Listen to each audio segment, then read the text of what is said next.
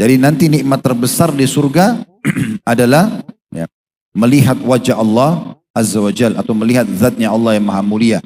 Dan semua kenikmatan yang lain akan dikalahkan oleh melihat Allah Azza wa Jal. Makanya teman-teman kalau hafal, alhamdulillah. Kalau belum hafal, salah satu potongan doa yang diajarkan Nabi SAW dari sekian belas doa ya, sekian belas doa dibaca sebelum salam. Salah satunya adalah di surga akan ada pelayan-pelayan ya, dari kalangan bidadari, dan Allah Azza wa Jalla menggambarkan mereka dan bagaimana kesempurnaan ciptaannya. 3 tentang masalah bidadari ini. Innalil muttaqina mafaza hadaiqa wa a'naba wa qawa'iba atraba. Sungguh orang-orang yang bertakwa akan mendapatkan kemenangan di surga nanti, yaitu kebun-kebun dan buah-buah anggur, dan gadis-gadis yang memiliki badan yang sempurna dan juga sebaya.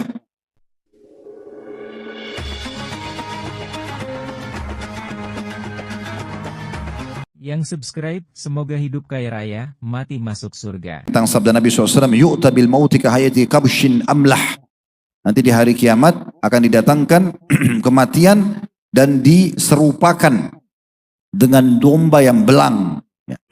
Fayunadi munadin. Lalu kemudian ada malaikat yang menyeru, ya ahlal jannah, fayashra'ibuna wa yanzurun. Maka malaikat itu memanggil, wahai penghuni surga. Maka semua penghuni surga spontan mengangkat kepala mereka dan melihat ke arah malaikat tersebut dan domba tadi.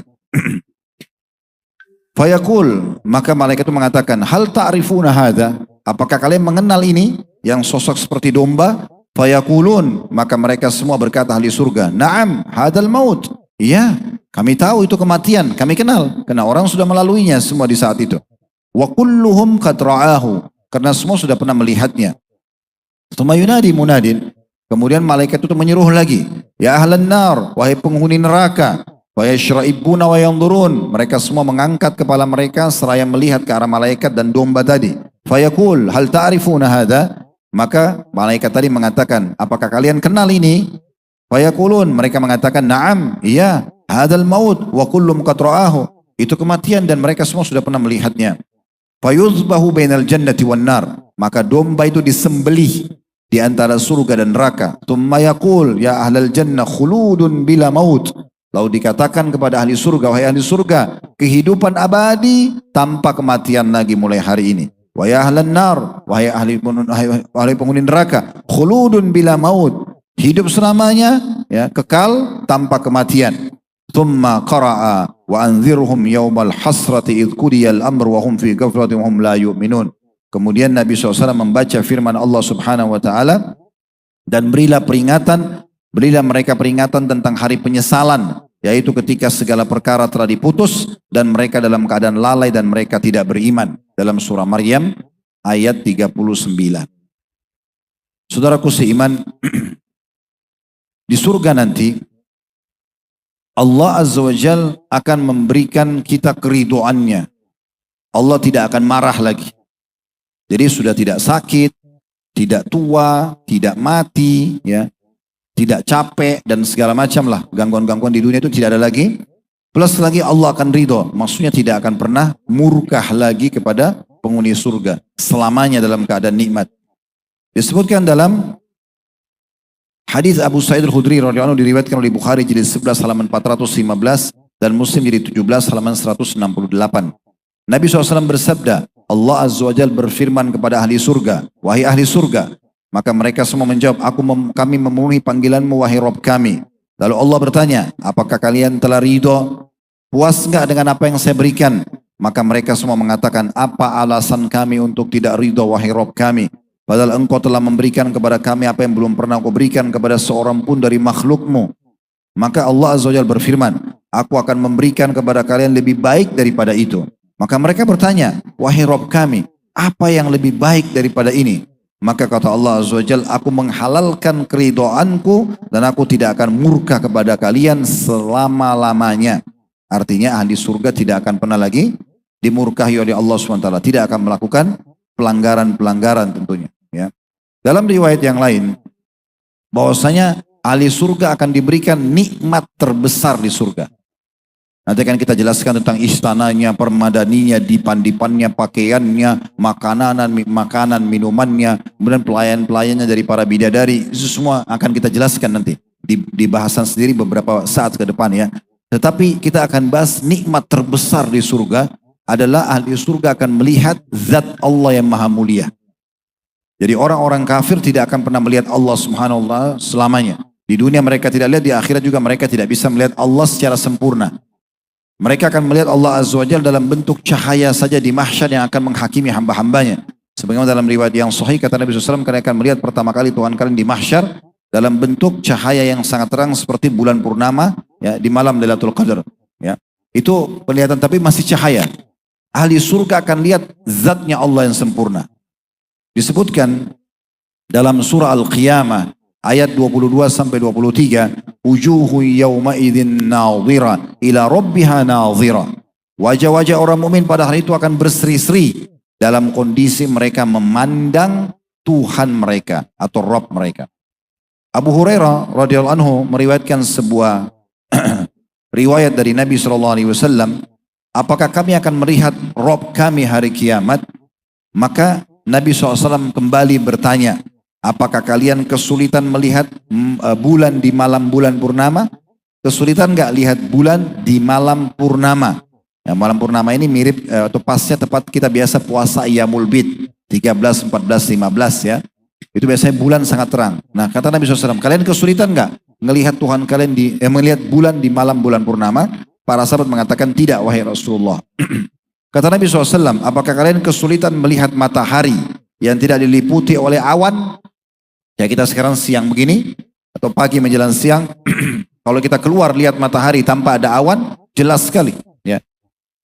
Maka para sahabat mengatakan tidak. Maksudnya kami tidak kesulitan melihat matahari kalau tidak ditutup dengan awan. Lalu Nabi SAW mengatakan, maka kalian akan melihat Tuhan kalian seperti melihat keduanya. Hadis ini diriwayatkan oleh Bukhari dan juga Muslim. Dalam riwayat lain, riwayat Imam Muslim juga,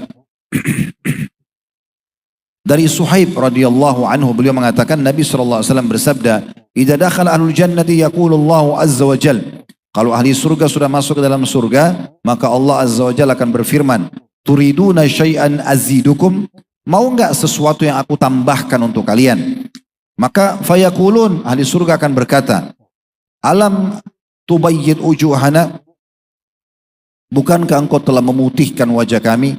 Alam tudkhilana al-jannata wa tunajjina minan nar? Bukankah engkau juga sudah masukkan kami ke dalam surga dan menyelamatkan kami dari api neraka?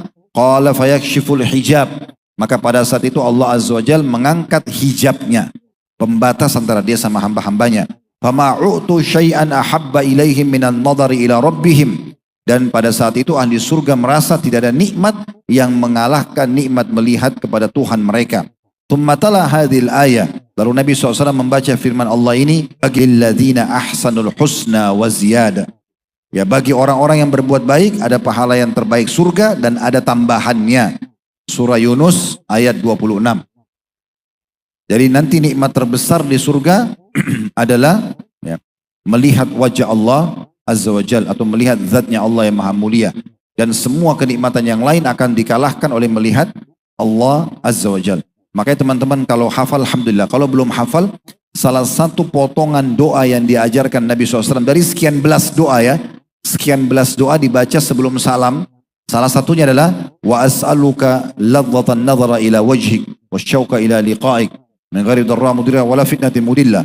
Ya Allah, aku memohon agar bisa nanti melihat dan merasakan kenikmatan melihat wajahmu yang mulia ya, tanpa ada gangguan-gangguan dalam masalah itu. Selanjutnya teman-teman sekalian, postur tubuh kita akan berbeda. Postur tubuh yang sekarang kita gunakan ini itu hanya di dunia saja.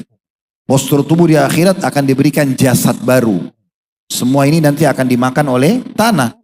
Kalau kita masukkan jenazah di kuburan dan kita pun nanti akan begitu, jasad kita akan dimakan oleh tanah, dihancurkan oleh tanah. Kecuali tulang ekor kalian.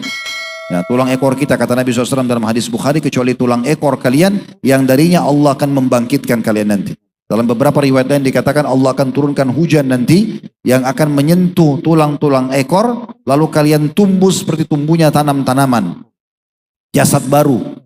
Nah, dengarkan riwayatnya, riwayat Bukhari di jilid 6 sampai 300 atau halaman 362 dan Muslim jilid 17 halaman 177. Dari hadits Abu Hurairah radhiyallahu anhu, beliau mengatakan, Allah Subhanahu wa taala menciptakan Adam menurut bentuknya, tingginya 60 hasta, 60 siku. Hasta kan siku ya. Ini satu siku kita, sekitar setengah meter kurang lebih. Jadi kalau kita hitung kasar saja, 60 hasta itu berarti sekitar 30-an atau 27,5 meter tingginya. Ketika menciptakannya, Allah berkata kepadanya, pergilah dan ucapkanlah salam kepada golongan malaikat itu. Lalu dengarkan apa jawaban mereka kepadamu, karena itu adalah salam penghormatanmu dan salam penghormatan anak keturunanmu. Lalu Nabi SAW mengatakan, lalu Adam pun pergi dan mengucapkan Assalamualaikum kepada para malaikat. Maka para malaikat menjawab, Assalamu alayka wa rahmatullah. Maka beliau melanjutkan, para malaikat mengatakan Assalamu alayka wa rahmatullah. Ya. Lalu beliau melanjutkan kata Nabi SAW, dan setiap orang masuk surga sesuai dengan ukuran bentuknya Adam. Tingginya 60 hasta, bentuk tubuh itu terus menerus berkurang. Dari awal diciptakan Nabi Adam sampai menjelang hari kiamat. Makin pendek, makin pendek, makin pendek. Ya, hingga sekarang kata Nabi SAW. Atau hingga menjelang hari kiamat nanti.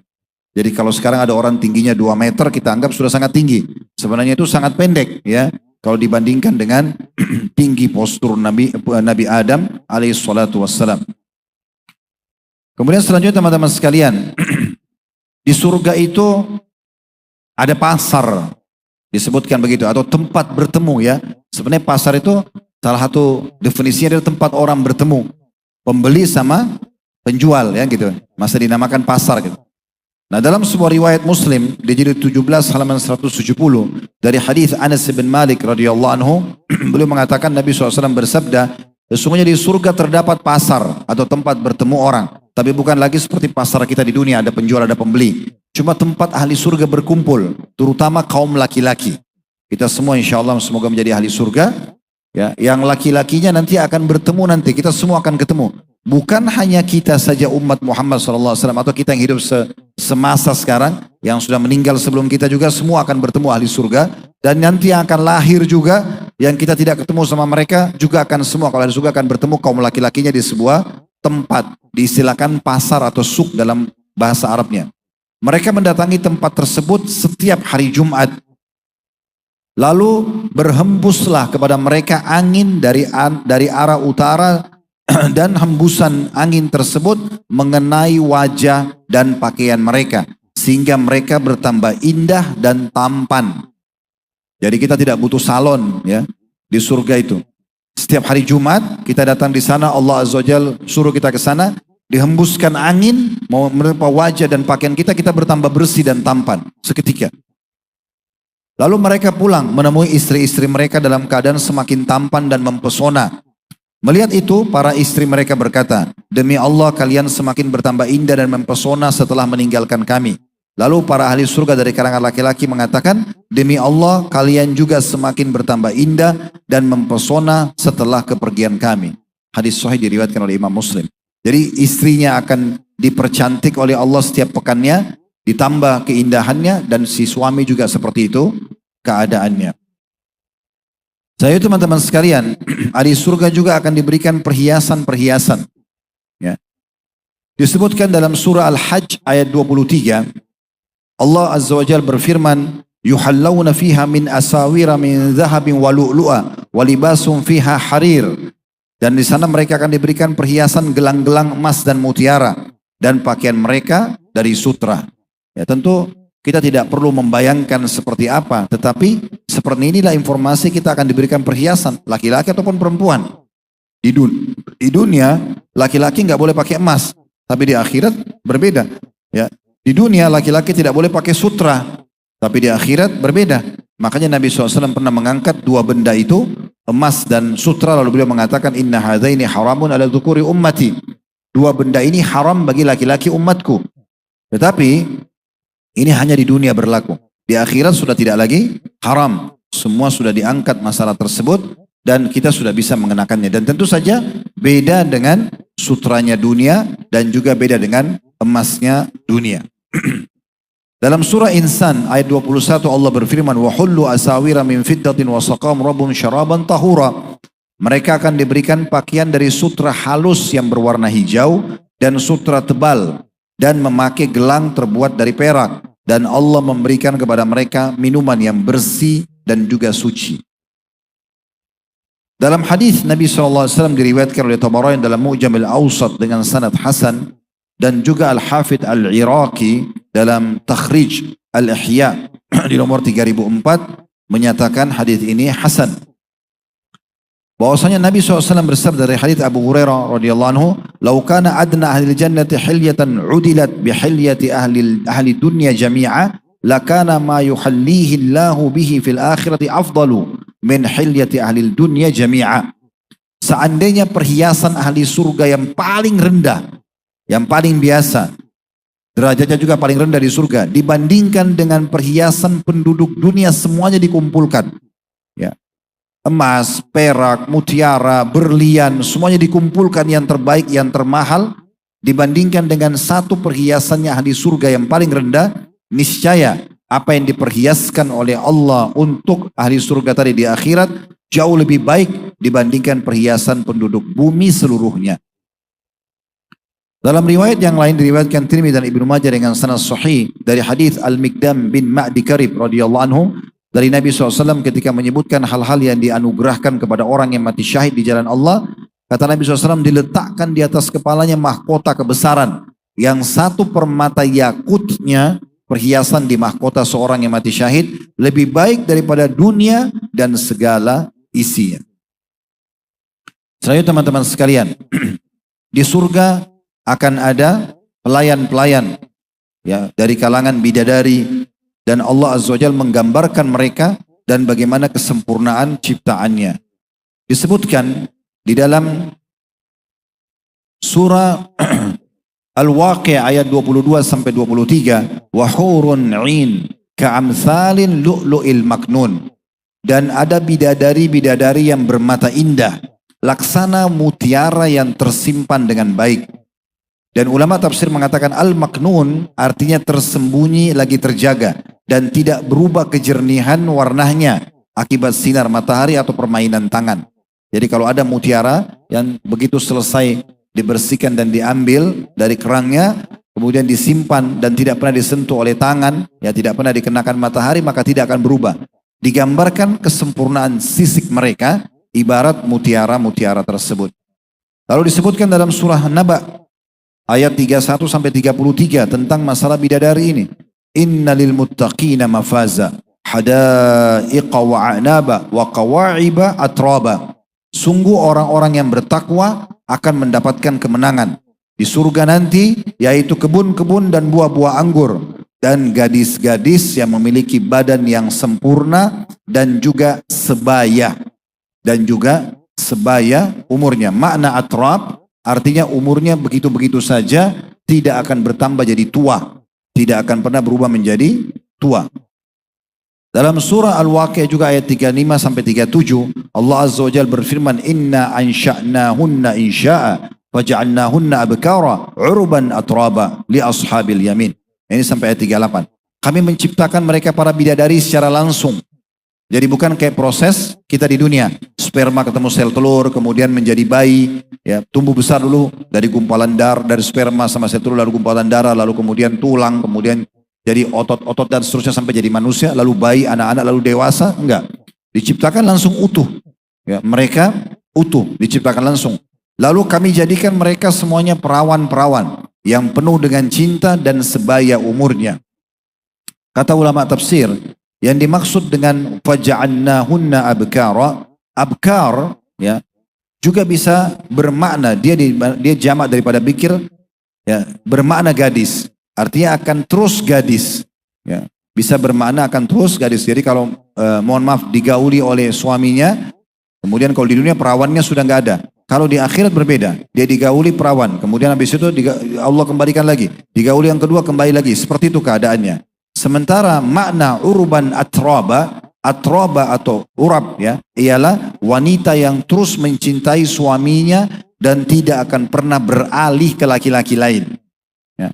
Tentu ini bagi laki-laki sebuah nilai tersendiri. Kapan istrinya hanya fokus kepada dia saja. Nah itu salah satu ciri ahli atau para bidadari tersebut. Kemudian selanjutnya dalam sebuah hadis Bukhari jilid 6 halaman 15 disebutkan dari Anas ibn Malik radhiyallahu anhu bahwasanya Nabi SAW bersabda, pergi di jalan Allah baik di waktu pagi maupun sore lebih baik daripada dunia dan seisinya. Pergi berperang di jalan Allah pagi atau sore itu pahalanya lebih baik daripada dunia dan seluruh isinya. Sungguh busur salah seorang dari kalian atau tempat cemetinya di surga nanti lebih baik daripada dunia dan seluruh isinya. Jika kamu melihat seorang wanita ahli surga turun ke bumi, turun, Allah datangkan sekarang bidadari ke bumi, dia turun. Niscaya ia akan memenuhi ruang antara bumi dan langit dengan wangi harumnya. Dan niscaya menerangi ruang antara keduanya. Kudung yang berada di kepalanya lebih baik daripada dunia berikut segala isinya. Berikut segala isinya. Nah ini hadis riwayat Bukhari. Dalam riwayat yang lain, riwayat Bukhari juga. Di jilid 6 halaman 321. Dari hadis Abu Hurairah radhiyallahu anhu bahwasanya Nabi SAW bersabda, Inna awwala zumratin yadkhulunal jannata ala suratil qamari lailatal badr. Sesungguhnya rombongan pertama, selalu berdoa teman-teman agar kita termasuk rombongan ini. Karena ini gerombong pertama yang akan, atau rombongan pertama yang akan masuk ke dalam surga. Rombongan pertama yang masuk surga, mereka laksana bulan di malam purnama. Dan rombongan berikutnya, wajah mereka laksana bintang yang bersinar terang di langit. Setiap orang di antara mereka memiliki 2 orang istri dari bidadari yang isi betis keduanya terlihat dari balik dagingnya. Di surga tidak ada lagi orang yang membujang. Diriwayatkan oleh Imam Bukhari. Jadi kalau ada orang yang meninggal belum menikah, maka akan ada pasangan dari bidadari kalau laki-laki. Kalau dia wanita, maka dia akan dinikahkan dengan salah satu dari ahli surga. Dalam riwayat yang lain, diriwayatkan oleh At-Tabarani dalam Mu'jam al-Awsat dengan sanad yang bagus, dan Al-Haythami sebutkan dalam kitab Al-Majma' az-Zawaid atau Majma' az-Zawaid tepatnya, Majma' az-Zawaid di jilid 10 halaman 410. Yang artinya dari Abu Sa'id al-Khudri radhiyallahu anhu bahwasanya Nabi SAW bersabda, sesungguhnya seseorang nanti duduk santai di salah satu sudut istananya di surga selama 70 tahun sebelum berpindah. Nanti kita teman-teman saking indahnya surga, kalau kita duduk melihat satu sisi aja, kita nggak pindah sampai 70 tahun. 70 tahun baru kita pindah sisi lain, karena indahnya tempat itu. Apalagi kita kekal, sudah tidak ada lagi kekhawatiran tentang umur kita akan bertambah atau akan habis. Tidak ada lagi istilah ajal, batas waktu umur yang Allah berikan. Maka dia tidak akan pindah ya kecuali setelah 70 tahun dari satu sisi. Kemudian istrinya datang padanya, lalu melihat wajahnya, lalu dia melihat wajah pada pipi istrinya. Dan dia temukan pipi istrinya lebih bening dibandingkan cermin. Mutiara yang paling kecil yang dipakainya dapat menyinari antara timur dan barat. Istrinya memberi salam padanya, ia pun menjawab salamnya. Lalu dia sempat bertanya, siapa anda ini? Jadi dia tidak kenal lagi istrinya karena sangat sempurna. Lalu kemudian dikatakan, aku adalah tambahan atau al-mazid. Ia memakai 70 pakaian dan yang paling kecil seperti Bukit Nu'man. Ini bukit sangat besar yang ada di Saudi sekarang. Dan Nabi SAW pernah melewati dan memperkenalkan kepada para sahabat ini adalah Bukit Nu'man. Jubahnya nanti ahli surga itu satu. Bidadari yang pakai atau wanita di surga itu seperti gunung Nu'man. Berasal dari pohon namanya Tuba. Ia menerawangnya sehingga melihat isi betisnya dari balik pakaiannya.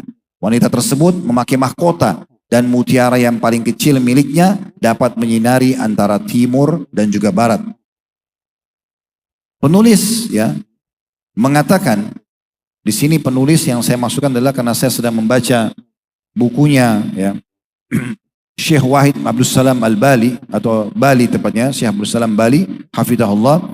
Beliau mengatakan, aku adalah mazid, maksudnya firman Allah, wanita tadi bidadari mengatakan saya adalah mazid atau tambahan, itu semakna dengan firman Allah SWT dalam surah Qaf ayat 35, lahum ma yasha'una fiha waladaina mazid.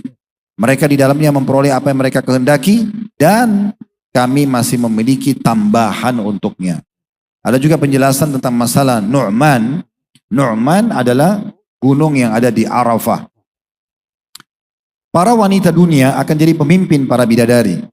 Dan di surga nanti sudah tidak ada lagi kecemburuan sebagaimana di dunia. Allah SWT akan hilangkan semua dari hati penyakit-penyakitnya. Di antaranya rasa cemburu itu.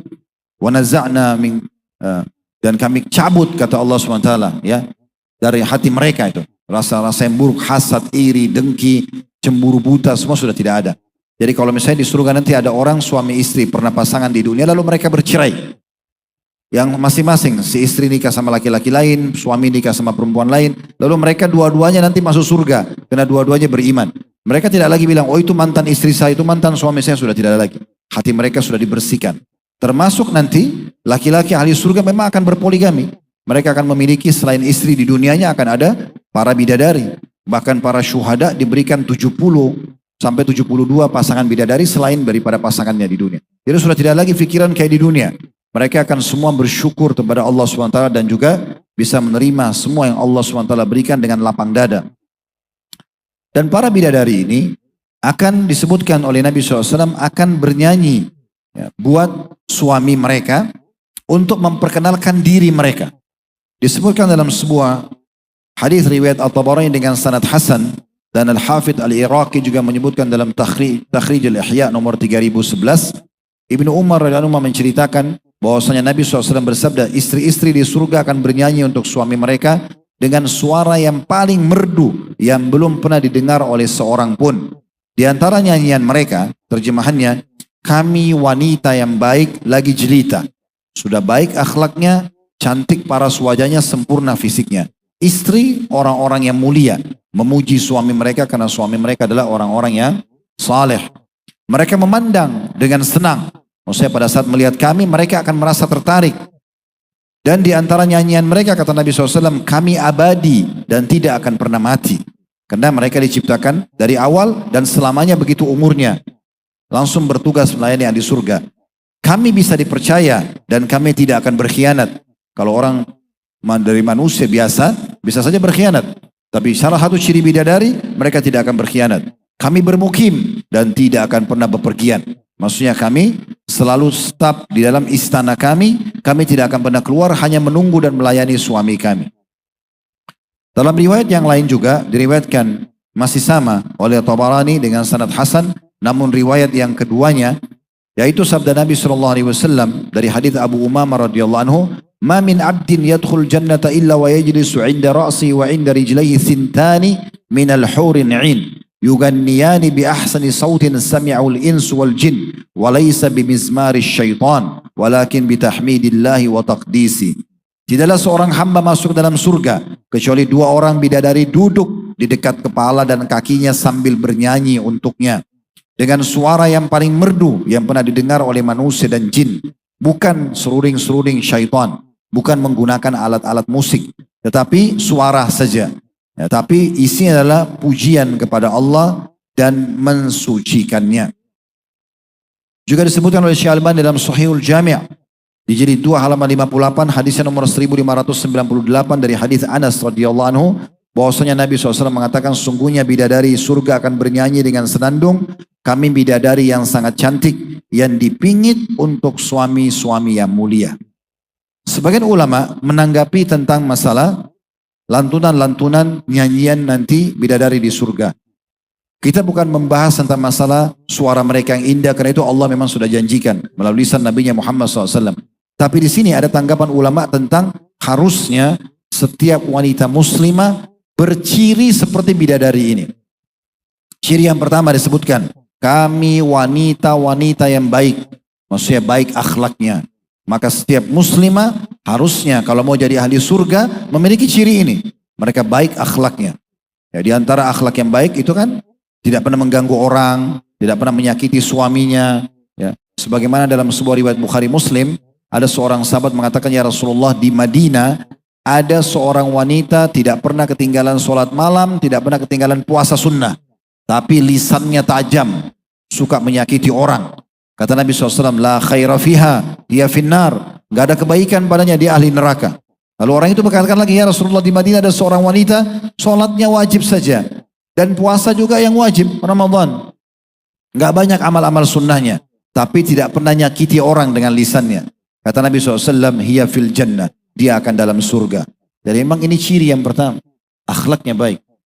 Salah satu ciri yang disebutkan juga ahli surga adalah, kata Nabi SAW, wanita ahli surga. Wanita yang kalau dia menyakiti suaminya atau dia disakiti oleh suaminya. Ini hadis luar biasa ya.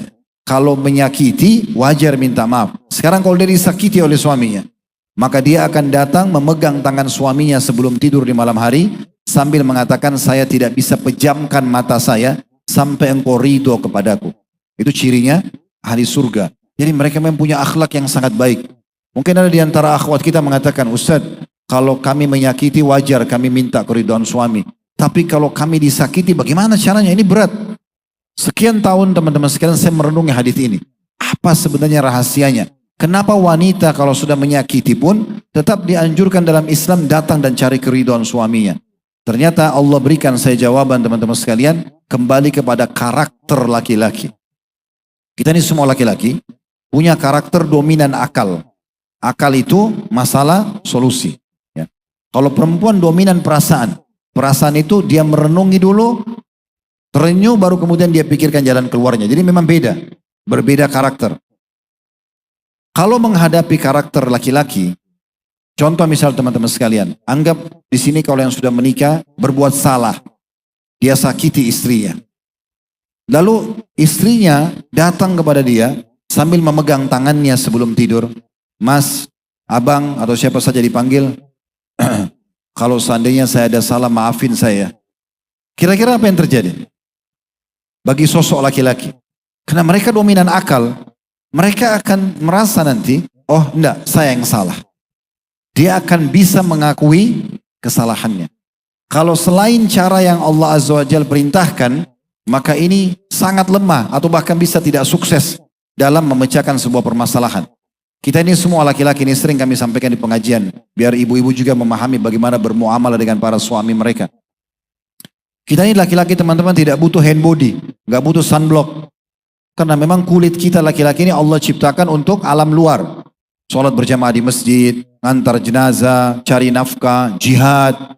Kan begitu. Perempuan memang Allah buat ya di rumah hamil, melahirkan, menyusui. Maka kulit mereka lebih sensitif.